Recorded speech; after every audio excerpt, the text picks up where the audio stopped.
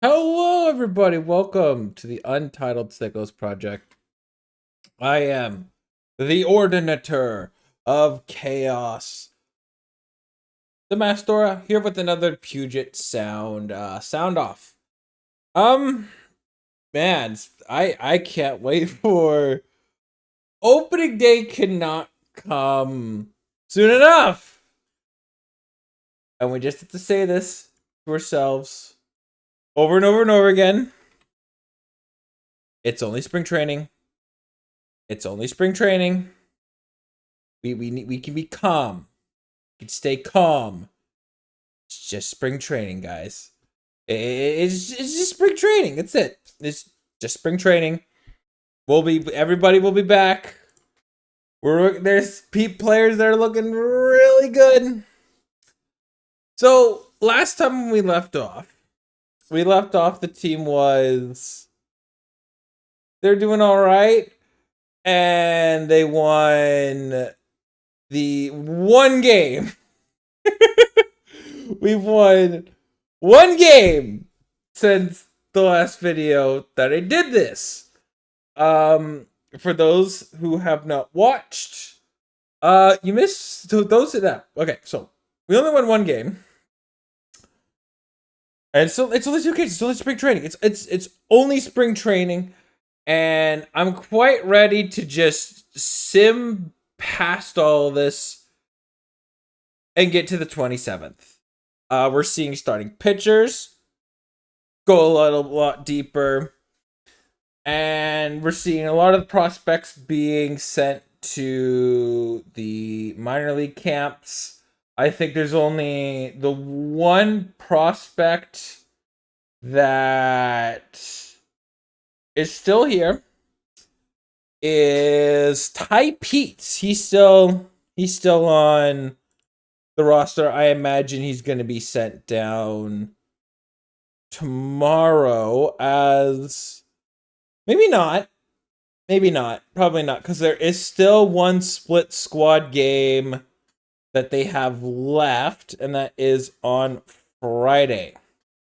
So we're not quite done with the split squad stuff, but this will be kind of the last chance for most guys going forward. So here we are.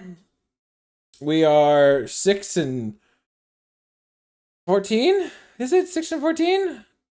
Right. I mean, I haven't been like this time frame. I haven't really been paying attention to what this team has been doing because I'm just ready for I'm just ready for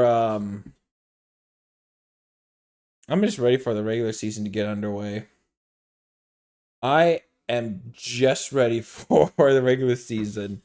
The regular season cannot come soon enough. We're 6 and 16. We are in dead last. Maybe we're just getting the dead last stuff over with. You know, it happens. But in terms of that, we're seeing players being sent to minor league camps. We're seeing we also saw the spring breakout game, which if you didn't watch the spring breakout game, you missed some good stuff. There were some really good stuff coming out of the spring breakout game. A lot of stuff that, you kind of really want to see, such as this team has like the 3 disgusting pitchers that are certain to watch is okay, I'm gonna have to try to see if I can find the name, because I know I'm gonna butcher the name. I know I'm gonna butcher the name at some point, so we're just gonna have to go spring breakout game, spring Mariners prospect, because I know they should. I should have looked this up ahead of time, but he's Germanjo Chinjinte. The dude, was a first round draft pick this year. He is a dual-handed. He pitches on with both hands, and he is just absolutely disgusting. You also have Gina Martinez and Ryan Sloan. Gina Martinez, he already throws 98. Ryan Sloan throws about 98 and Gina Martinez throws about 99. Like, these two guys are just disgusting in terms of players. Like, absolutely, like those three are like the beasts. They're like the next three-headed monster in our farm system, which, you know, what does it mean for the other guys? We'll have to see. But starting pitching, oh yeah, they've got a lot of really great starting pitchers in their farm system right now, so not a whole lot to really worry in that department. But on the hitting side of things, I mean, kind of status quo all around. Big one coming with Ty Pete going 3 for 3 and absolutely hitting an absolute nuke yesterday. And I mean, if he's not starting to get really high on your prospect lists, you gotta start putting him high on your prospect list. This dude is amazing. This is absolutely amazing.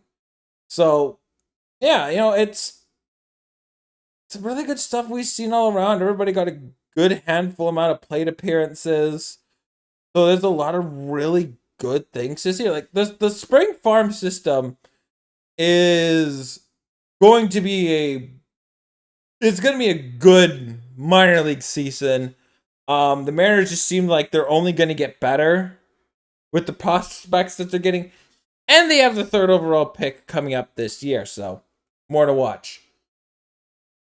So we're also seeing, unfortunately, we're seeing the injury bug with only 3 notes to add. We have this year, right now, kind of the big one is George Kirby. He is currently dealing with shoulder inflammation, from what we know right now. And we usually tend to get information upon injuries in baseball.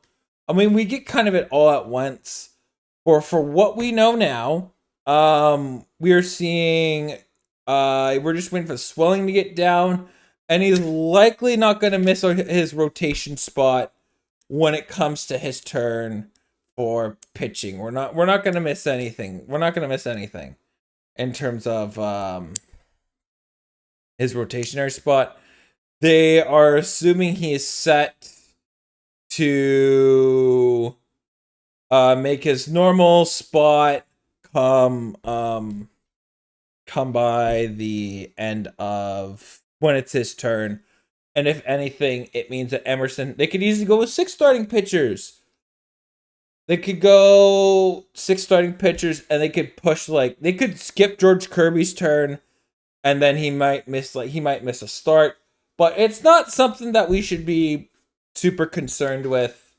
It is not something that isn't with the elbow joints. So that's a positive, because if it's something with the elbow joints, I would be concerned. I have not heard him resume throwing yet, but I wouldn't be surprised if sometime this week he did start to resume throwing.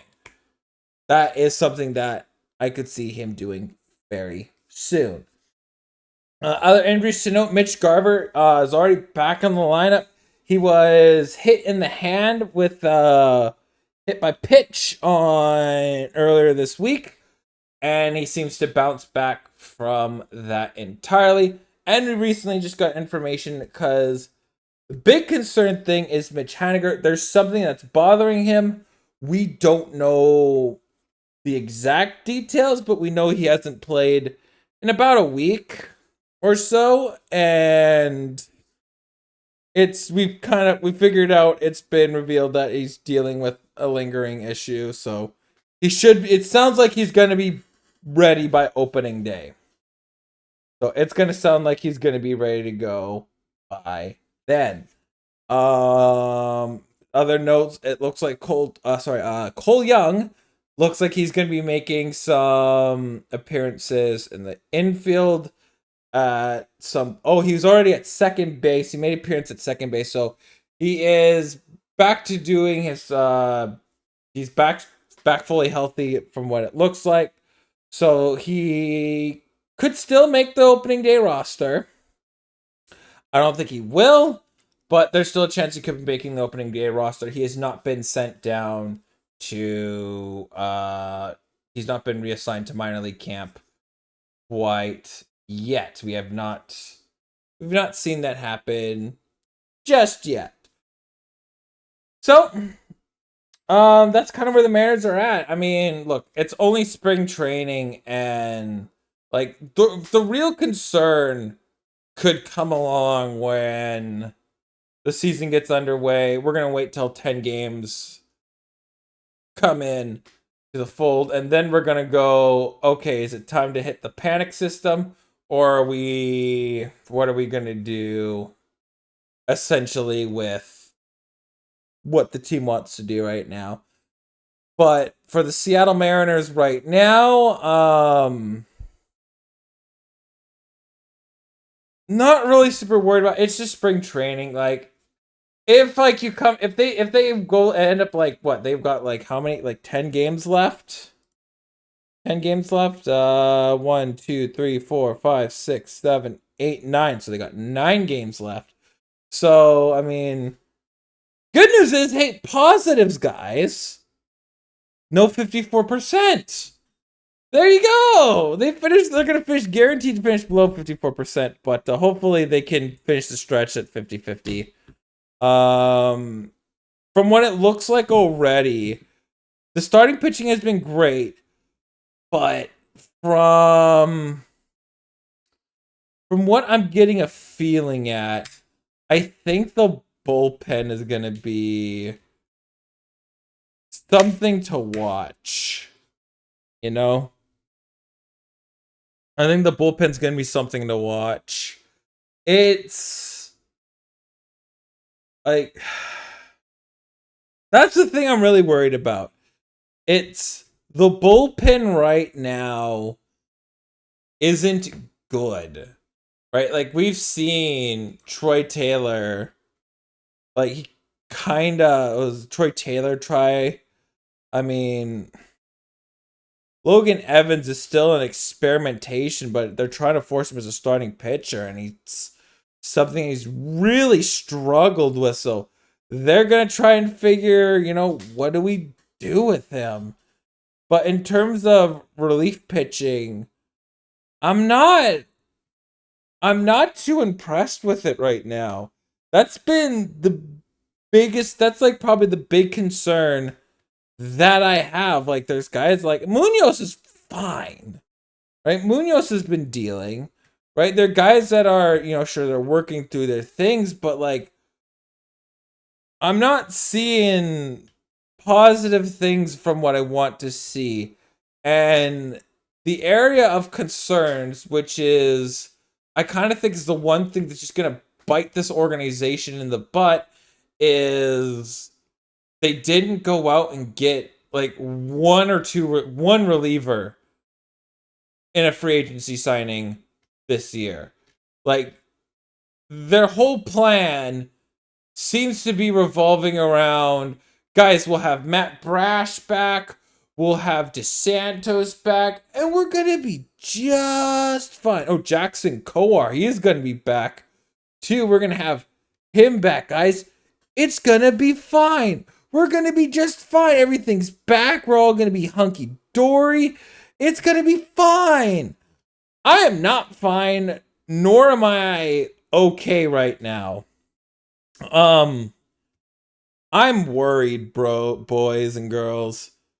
I am very worried about this team's bullpen, because it seems like it is quite the weakest strength going forward. And I mean, hitting's gonna be whatever, right? Like when it comes to hitting, and from what we're asking like, if you look at it this way, we're asking hitting to be, in theory, 2 to 4% better. That's great. Hitting, that's the kind of hitting we're asking. Like, we're asking JP Crawford, someone who's batting 202, to hit 4% better, which would be 242. Yeah, 242 would be great, man.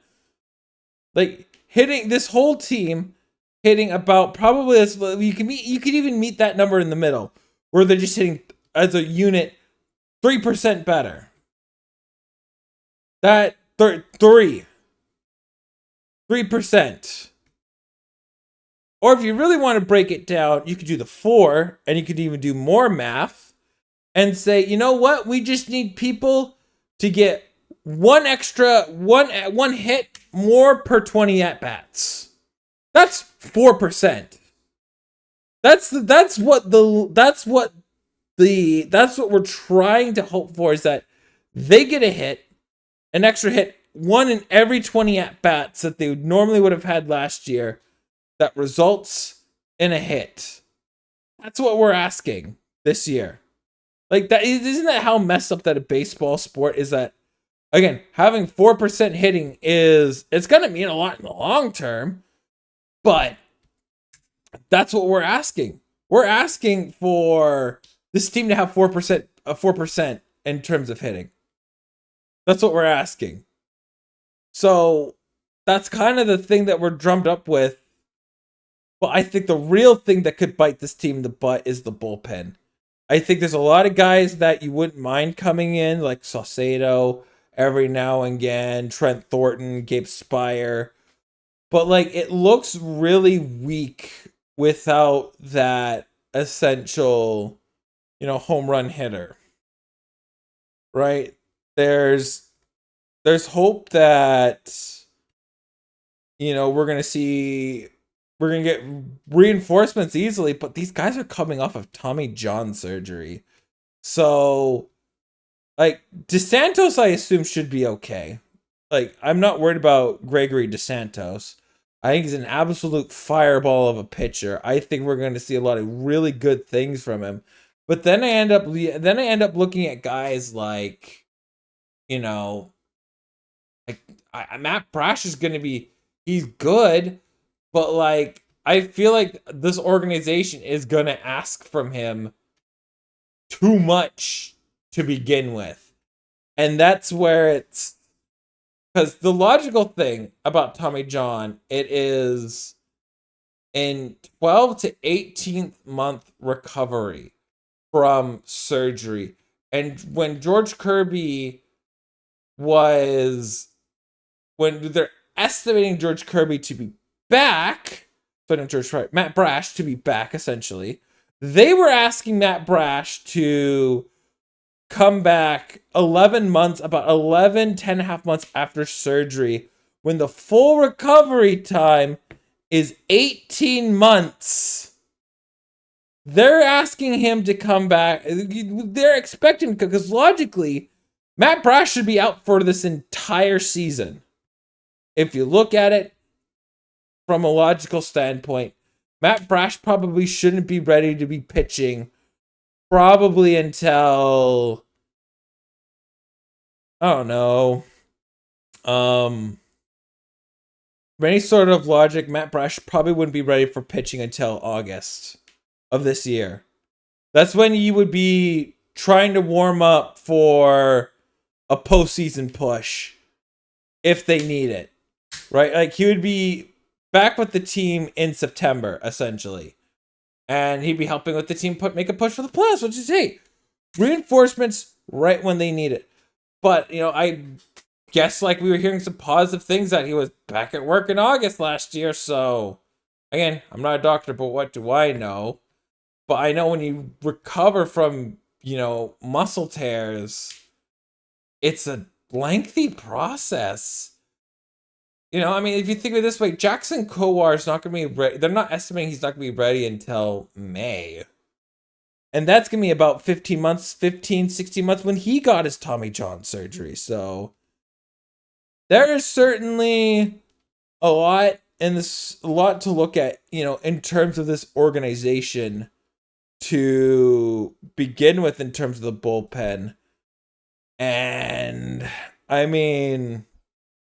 you pray for health, but do they look at putting like somebody like Emerson Hancock in a bullpen role just to really make sure you get a guy like him that needs to just lock it down. You just throw your best pitcher out there. I mean, he's a starting pitcher, and you might be looking at putting him in the bullpen, which just sounds weird.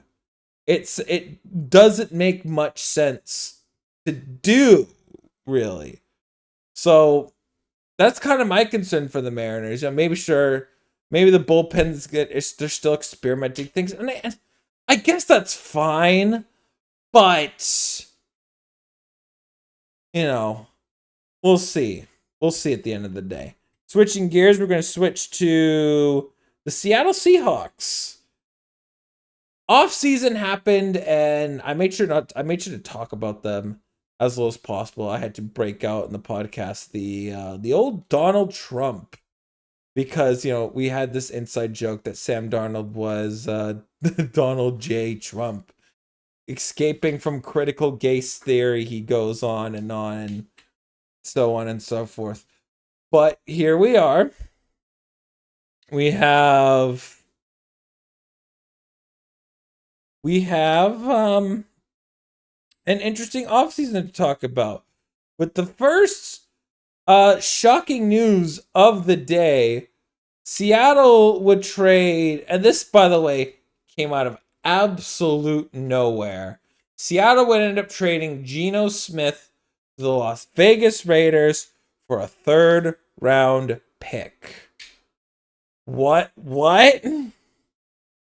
That was a Friday news that came out of nowhere.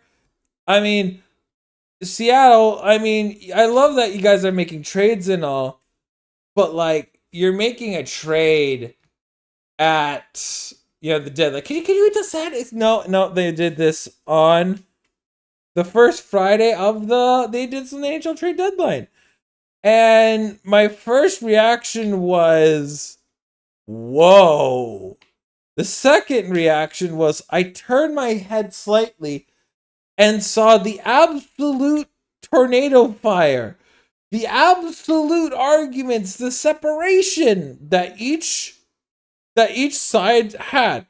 Half of the fan base was rejuvenated, celebrating. The other fan base was showing me a bunch of stats that says Geno Smith was really good this year.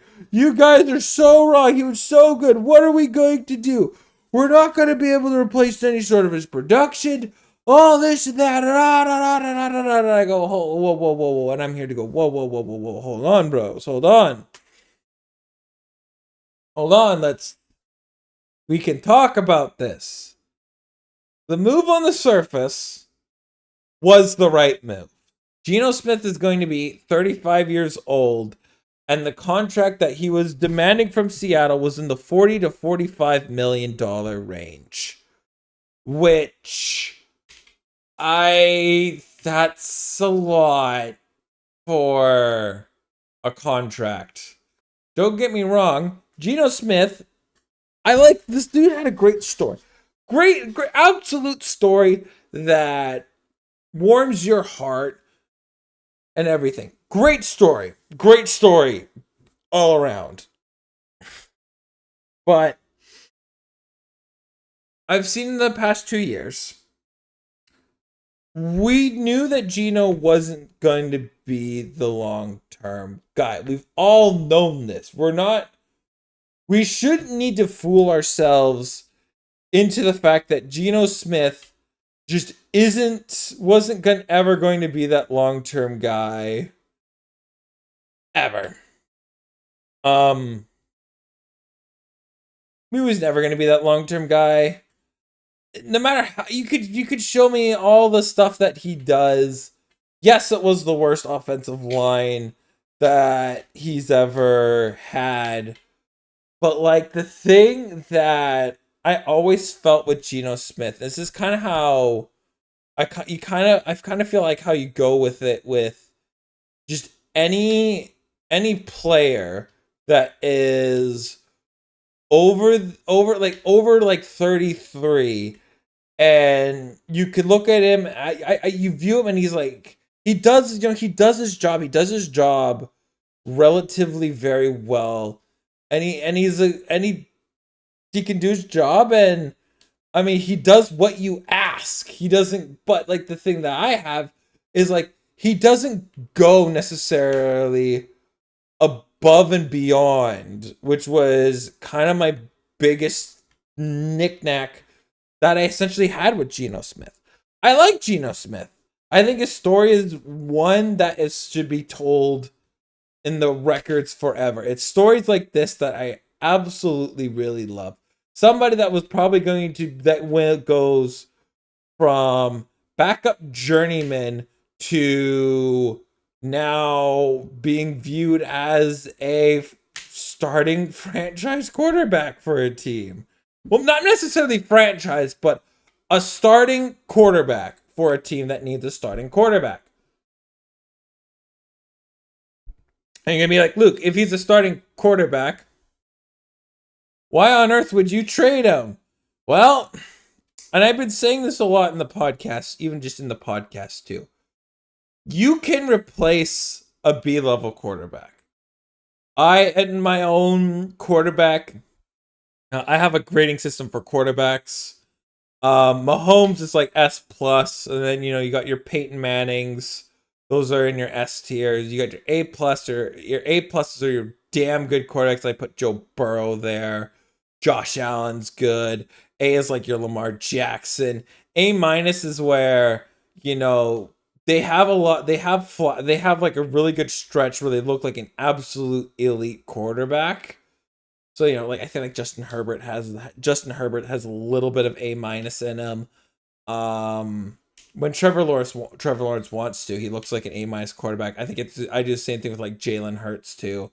An A minus guy, they have the potential to do it, but it's just necessarily it's not quite there just yet. So that's kind of how you view your tiers. B plus, I mean, Jared Goff, to me, is the definition of a B plus quarterback. And then B, as I think your average starting quarterback. B minuses are your transitional guys. And if you have somebody that's in their mid to late 30s, that's a B level quarterback, they are replaceable in my opinion. These are guys that you can replace. Those are replacement level players. You can replace them. You got to look for upgrades elsewhere, right? And unfortunately, when you do this, it's like, okay, we have to be getting Sam Darnold when we make this move. And then we get the other big Woj bump. DK Metcalf wants out. And he gets traded to Pittsburgh Steelers. We get a 2nd and a 7th and send DK and a 6th, I believe, to Pittsburgh. So yeah, DK wanting to be traded. That was a surprising thing. DK is quite an interesting figure, but like this trade, it just makes so much sense because of the JSN's emergence as a wide receiver on this team. Like he has been just as good as advertised, and he's been productive in Seattle. He's been good, and it makes it easier. But then you cut Tyler Lockett, so then it's like, so everybody's like hitting the red alarm pad because they're like, oh my god, Seattle is tanking. Oh my god, Seattle, they are tanking. This is the worst thing that's imaginable that's happened in our team. This team is tanking. Oh my god. No, they're not.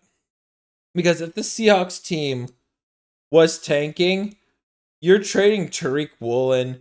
You're going to be trading Dalvin.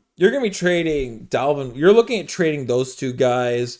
You're not signing Ernest Jones. You're not signing Dexter Lawrence to that contract that they did in the offseason. And the thing that's like, wait, we're not rebuilding. This is reloading. This is what reloading a roster looks like. They're aggressive. You could say that they're aggressively reloading this roster with what the moves they did so far in free agency.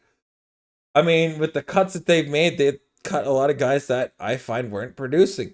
George Fant wasn't healthy at all this year, right?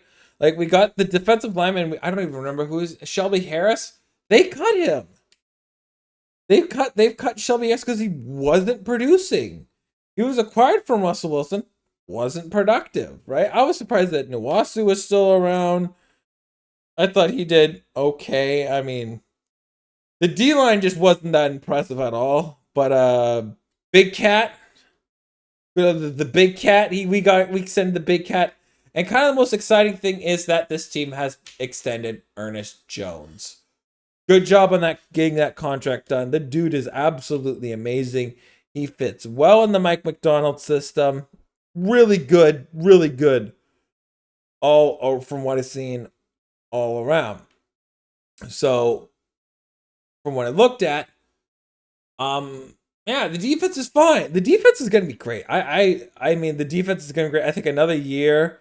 I think Byron Murphy, I look at blossoming into that defensive line, because the painful aspect is we're kind of hoping that Byron Murphy was going to be the Aaron Donald, and then we turn our heads a couple degrees and go, oh God, Jared Verse absolutely broke out as a rookie, and they picked 3 picks after we did. Fuck. So, yeah, there's that. But, that's kind of what I'm hoping for the defensive line. But let's look at the offensive additions that they did. Seattle would win the Sam Darnold sweepstakes. If you've not seen the Gridiron Heights, if you've not seen the short that they did on it, it was pretty funny. It was good. That was very funny what they did. That was absolutely amazing. Like, well done to this team. Well done to them. That was very funny. I had a really good. I got a good chuckle out of that. So yes, you guys are not excited, are you? We're excited. We're excited that we got the Darnold. Sam Darnold brings, if you really want to look at it with anything, it costs around a little bit more than what the Geno Smiths, like a little bit more than what the Geno Smith trade was like. And when we gave Geno Smith his first big money contract, it was like $35 million per year, and they got Sam Darnold. I think it's around like 36, or like around the 35 million range, who is 7 years younger and was going to cost this team in terms of cap space $10 million less. And if you want to look at like the maneuvering that they did, just to do it right, they got Marquez Valdez-Scantling, which to me, I don't think he might be the receiver 4 of this team. He might not even make the final roster. He's the depth piece guy. He's the piece that, like, okay, the needle's not really moving. Being the first receiver out the board, he's someone who's familiar with Clint Kubiak's system, so it's like, okay, maybe there's something there. But I see MVS as purely depth for now. I don't see him making the team going forward. I think they just have other options that they might like. So we'll see. And this is not going to be a pass. This is not going to be an aggressive pass team, because Clint Kubiak likes to run the ball. And what did we say as Seahawks fans? Man, they really need to give K9 the rock. Why aren't they giving K9 the rock? They should be starting something with K9. Huh, why aren't we using K9? Guess what? They're going to be feeding the rock to K9 and Zach Charbonnet next year. So I'm not too worried about it. I'm not too worried about it. So, yeah, there we go. We will be fine. But the signing one I'm really excited for was Seattle signing Cooper Kupp. 3 years, $15 million per year, 32.2 million guaranteed. Which, if you look at it, it is a 2-year deal. It's a 2-year deal. Which means if he's constantly hurt, and they draft like a Matthew Bolden, right? I'm not gonna be overtly molding at contracts like that, right? If Seattle were to draft a wide receiver, I think that's what you do in this case, because as much as it is awesome to have Cooper Kupp, he is often injured. He's very injury prone. There's a reason why the Rams just easily moved off of him, because he's injury prone. He doesn't give you a full season. He doesn't give you a full season of play. So, yeah, it doesn't bring some excitement, but if you look at the memes, hey, the Seattle Mariners have exciting whites on our team. Oh, it's so bad. But we got exciting whites. Let's go. Bring on the white boy summer, man. I'm ready. I'm ready for this. We've got the white to white connection is going to be so good. I can't wait for it. This is going to be a really good, I think it's going to be an underrated group of wide receivers. I wouldn't necessarily pin them in the top 10. I think you're kind of middle of the pack in terms of wide receivers right now. JSN's really good, but the one thing that JSN is you're going to kind of be really discovering with Jackson Smith and Njigba is you're going to be really kind of you're going to be looking at how he wasn't double teamed, to put it short, right?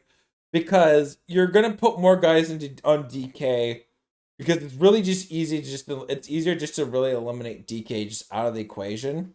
But then you got JSN and Tyler Lockett, who you kind of have to watch out for, who are good guys. Now, this time around, JSN's going to be discovering what it's like to be double teamed every game. I'm going to be putting 2 guys on JSN every play that he's on the field for. So that's going to be something to really watch. It's going to be something really important to note is how is Jason going to handle being double teamed this year? And this draft is going to be one of those drafts where this team is going to be looking to fill needs quickly. They're going to be looking at needs. They're going to be looking at what needs can be filled as quick as possible. How are you going to fill needs? The team's needs in general. So they're going to be looking at the drafts, critically looking at the draft too. Like, unfortunately, Mekhi Becton is off the market right now. He signs to San Diego. But there's Tavon Jenkins, who you kind of hope can be more of a renaissance guy. He really hasn't been super great from what I've heard in Chicago. I mean, half of this fucking podcast, if you look at even just this, like, Taegan's gaggle, half of the people here are Bears fans. And I do tend to, my Twitter feed, my mutuals are mostly Bears fans too, so I kind of have a really good idea of what I have a good idea of what I have a good idea of what players they think of, and Tavon Jenkins is essentially a bust. Think of it when we had I can't remember his name, but we had him. It was a controversial figure for the team because we gave him opportunities, first round picks. So I don't want to say it's George Fant. Was it George Fant? I think it could have been somebody else. But we'll see. But in terms of O-line, yeah. There's Jenkins that they can try. And if it works, hey, it works. If it doesn't work, then I think this team's going to be spinning the hamster wheel when it comes to quarterback. Sorry, when it's finding O linemen. A draft where they're going to tell offensive. They have to hit. The good thing is like Charles Cross is a tackle, which we're looking. He's going to be 24, and again, we're going to absolutely been okay. But he is somebody that we're looking at him to just O-line, right? And unfortunately, that's the good thing that Charles Cross is a tackle, and this draft class for tackles, like this is defensive ends, guards. It's not. It's not an interesting draft. It's not the sexy. We don't got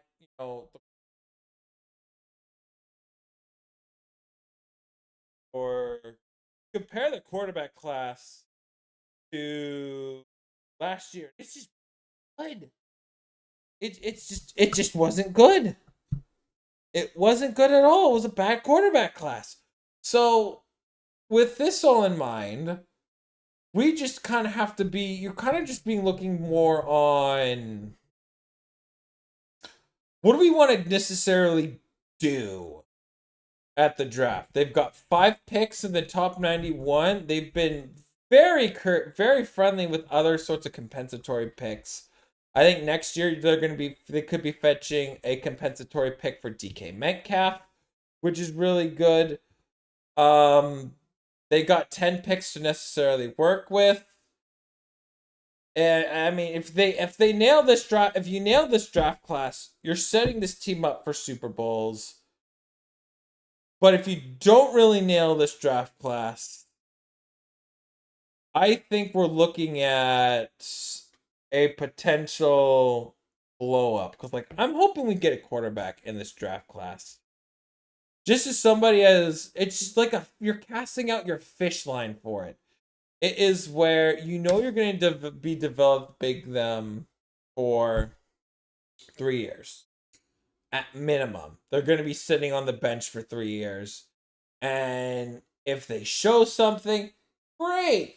But if they show that they just have a backup potential just written all over them, it's not the end of the world. And they could also just pass on this class. Like, this isn't a good class, and like the real odds of finding a quarterback that's starting potential are not good. Like, they're not high.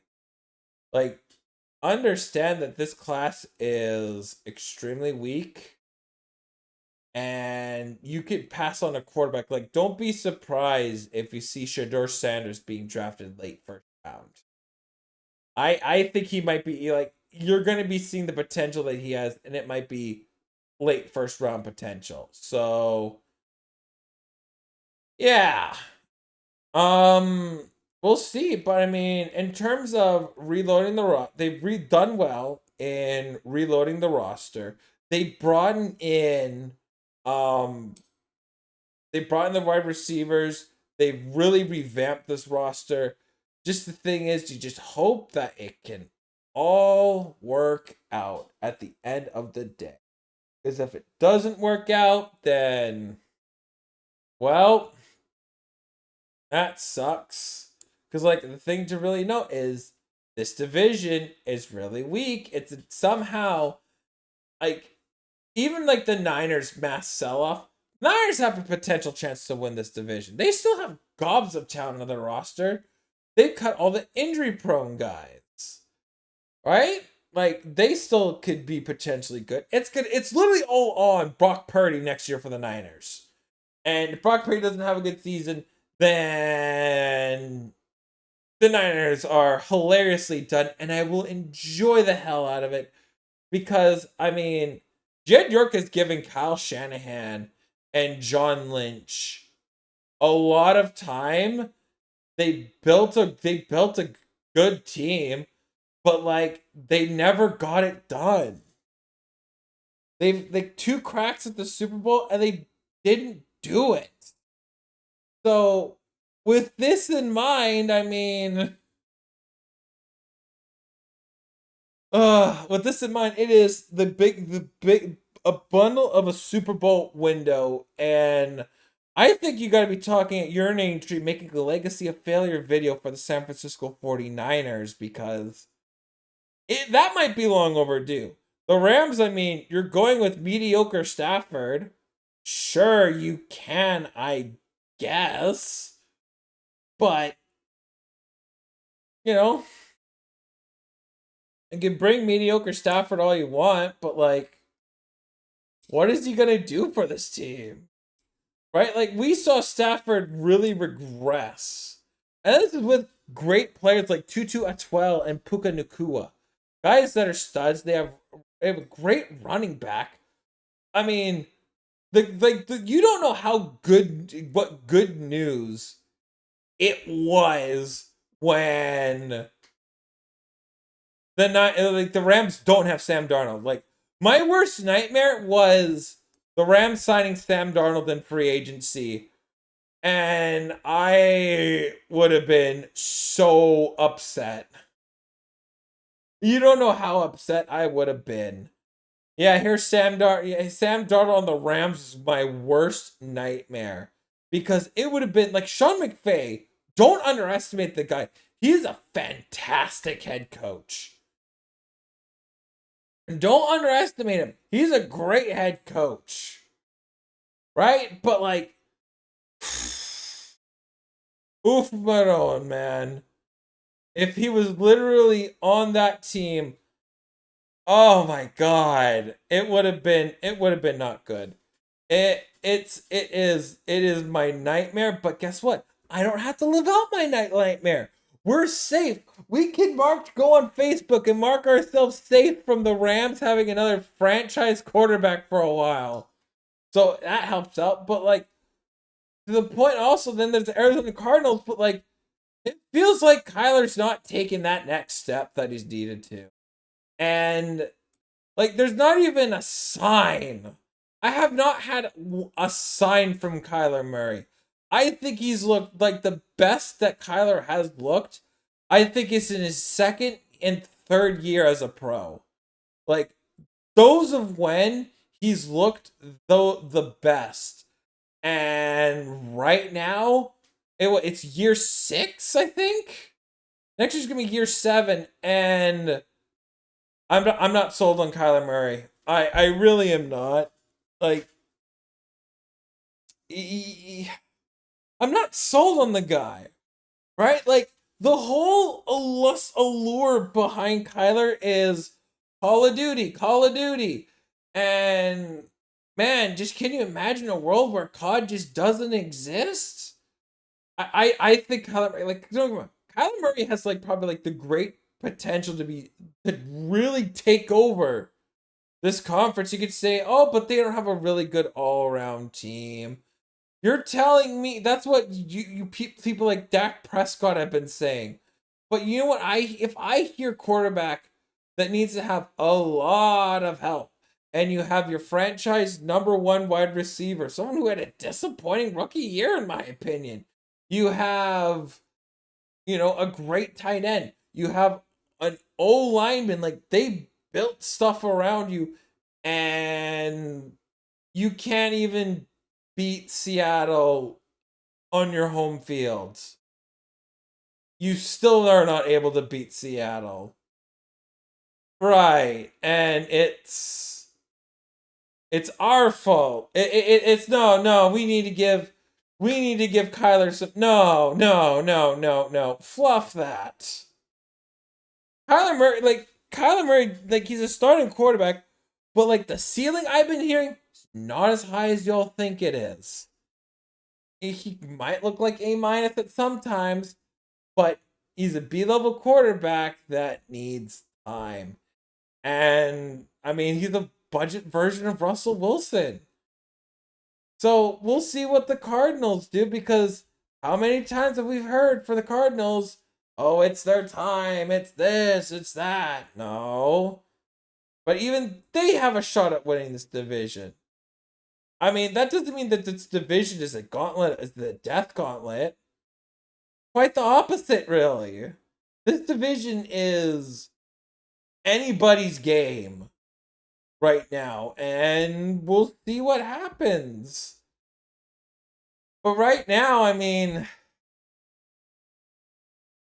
it's gonna be hard to pick a winner for this division. That really doesn't mean good things per se, but I don't know. We'll see how it goes, I guess. But I like what Seattle's done this offseason. Still got a lot of work to do. As for the Mariners, I hope that there's something in the trade well coming. I'll take a reliever. I'll take anything at this point. Because right now, I'm just ready for the regular season for baseball, and yeah, I'm just ready for baseball season. Y'all don't know how I'm just so ready, but we'll see what happens. So yeah, anyways, thanks you guys for so much for watching. If you made it to the end, hit that like button. Comment. What are your thoughts on the Seahawks transitions and the Mariners? What do the Mariners need to really do here? Oh, right, crap. Last note. Oh, wait. Hold on. We got one more note about the Mariners.